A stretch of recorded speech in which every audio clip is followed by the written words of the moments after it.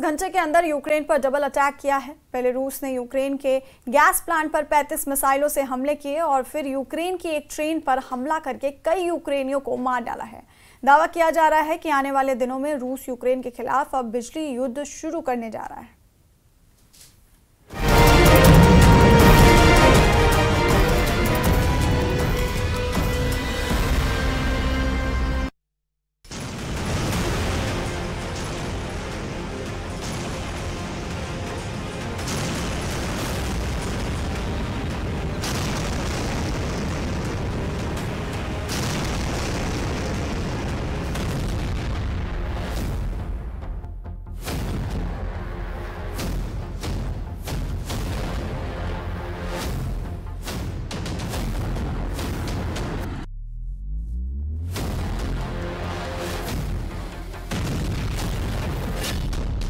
रूस का cold war शुरू, 35 मिसाइलों से यूक्रेन पर गैस अटैक।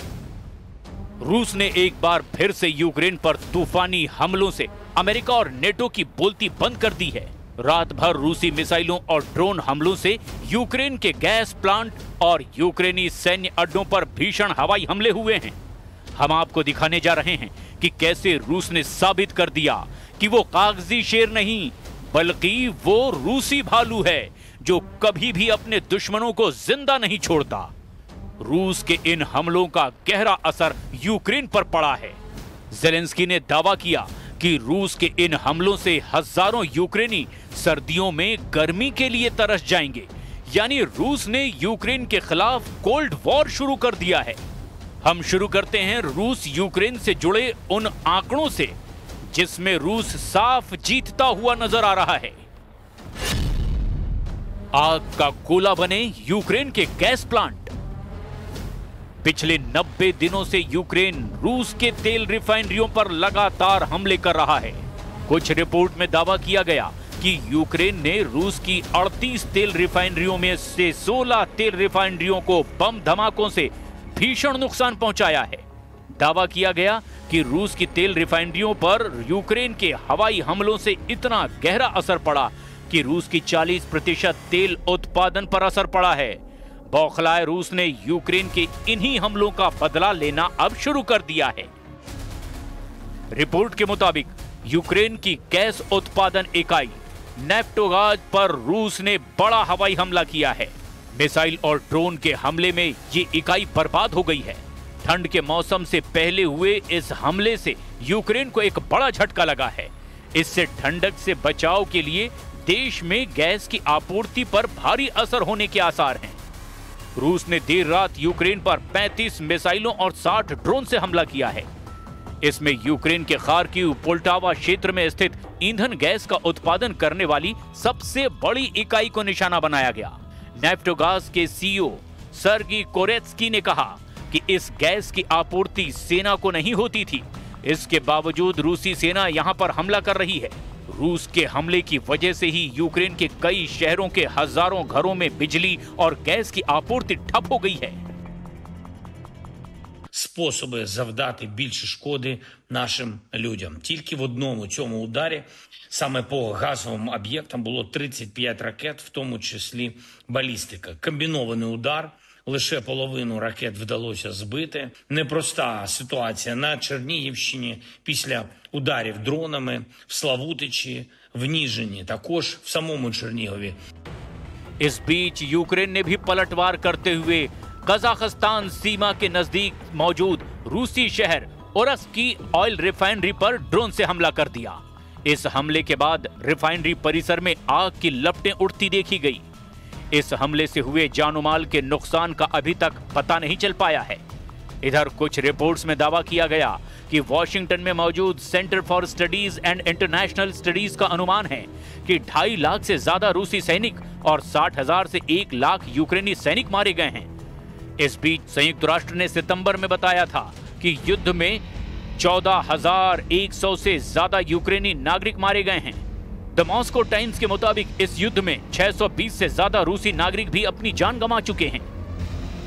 दूसरी तरफ रूसी रक्षा मंत्रालय ने भी इस साल यूक्रेनी क्षेत्र के 4,714 वर्ग किलोमीटर पर कब्जा करने का दावा किया था। वॉशिंगटन स्थित think tank institute for the studies of war यानी ISW का अनुमान है कि रूसी आंकड़े का वास्तविक आंकड़ा 3434 वर्ग किलोमीटर के करीब है। रूस कब्जे का ज्यादा इलाका बता रहा है। खबर है कि 25 से 29 सितंबर के बीच रूसी सेनाओं ने निप्रोपेट्रोव्स्क में भी कलिनोवस्कोय, स्टुपोय और डोनेस्क में डेरिलेवो, मेस्कोय, सेंड्रीगोलोव और किरोवस्क पर कब्जा करने का दावा किया।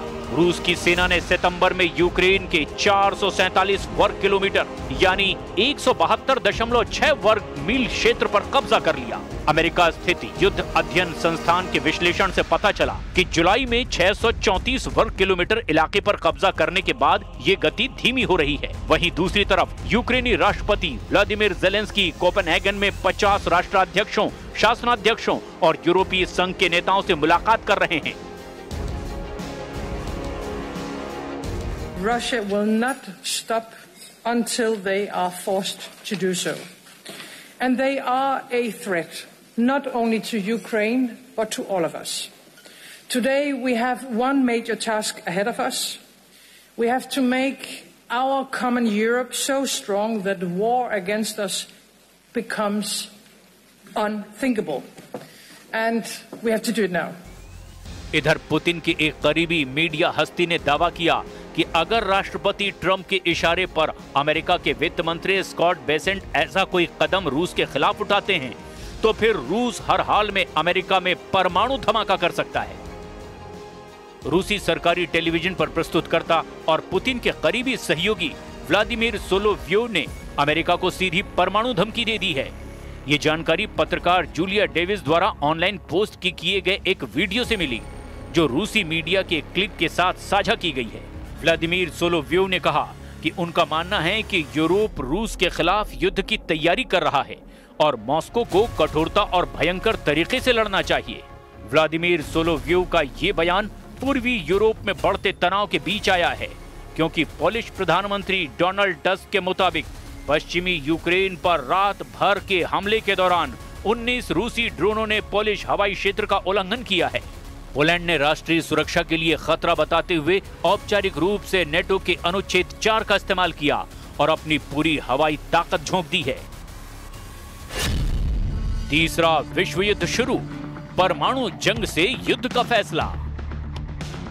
यह अंदाजा लगाना बेहद मुश्किल है कि अगर परमाणु जंग छिड़ी तो कौन सा देश जीतेगा, लेकिन इस वक्त रूस ने अपने तेवरों से साबित कर दिया है कि रूस यूक्रेन में अपना मिशन पूरा करने के लिए अब किसी भी हद तक जाने को तैयार है।